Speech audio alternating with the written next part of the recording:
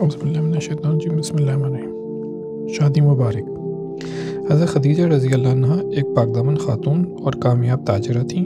مکہ کا تجارتی قافلہ جب شام جانے لگا تو حضرت خدیجہ رضی اللہ عنہ نے حضور صلی اللہ علیہ وسلم کو بلا کر کہا کہ اس سال میں سامان تجارت آپ کی نگرانی میں بھیجنا چاہتی ہوں۔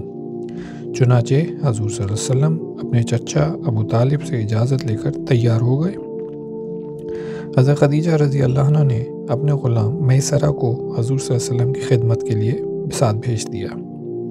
اس بار حضرت خدیجہ رضی اللہ عنہ کو توقع سے زیادہ نفع ہوا۔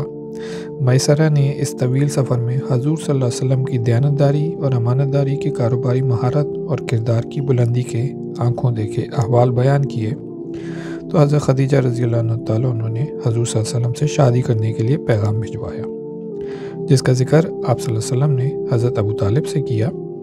چنانچہ حضرت ابو طالب نے حضرت خدیجہ رضی اللہ عنہ کے چچا عمر بن سعد سے رشتہ طلب کیا، کیونکہ حضرت خدیجہ رضی اللہ عنہ کے والد فوت ہو چکے تھے۔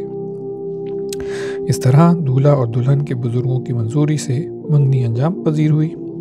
نکاح کے لیے تاریخ مقرر ہو گئی۔ مقررہ تاریخ پر مکہ کے شرفاء اور سردار اکٹھے ہوئے اور حضرت ابو طالب نے حضور صلی اللہ علیہ وسلم کے نکاح کا خطبہ ارشاد فرمایا۔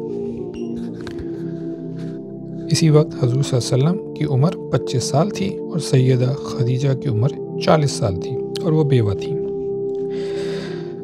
زید بن حارثہ رضی اللہ عنہ کو ظالموں نے پکڑ کر فروخت کر دیا اور حضرت خدیجہ رضی اللہ عنہ نے خرید کر حضور صلی اللہ علیہ وسلم کو بطور تحفہ پیش کر دیا۔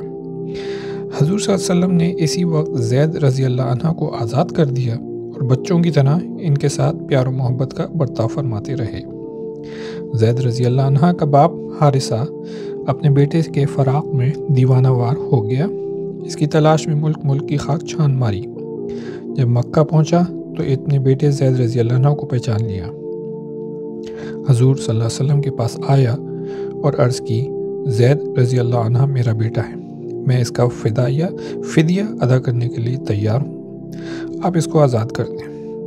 حضور صلی اللہ علیہ وسلم نے فرمایا، اپنے بیٹے کو بلاؤ اور اس کو اختیار دے دو، اگر وہ تمہارے ساتھ جانا چاہے تو میں اسے فدیہ لیے بغیر تمہارے ساتھ جانے کی اجازت دے دوں گا، لیکن اگر وہ تمہارے ساتھ جانے کی بجائے میرے ساتھ رہنے کو پسند کرے تو پھر تمہیں بھی اسے مجبور نہیں کرنا چاہیے۔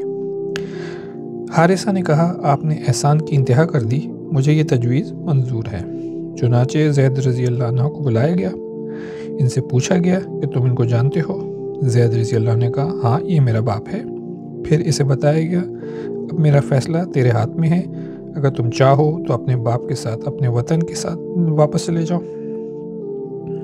اور اگر چاہو تو میرے پاس رہ سکتے ہو۔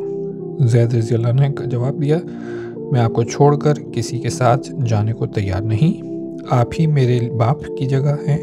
اخلاق محمدی نے زید رضی اللہ عنہ کو ایسا گرویدہ کیا کہ اپنا ملک، آزادی اور باپ سب کچھ حضور صلی اللہ علیہ وسلم کی خدمت میں قربان کر دیا۔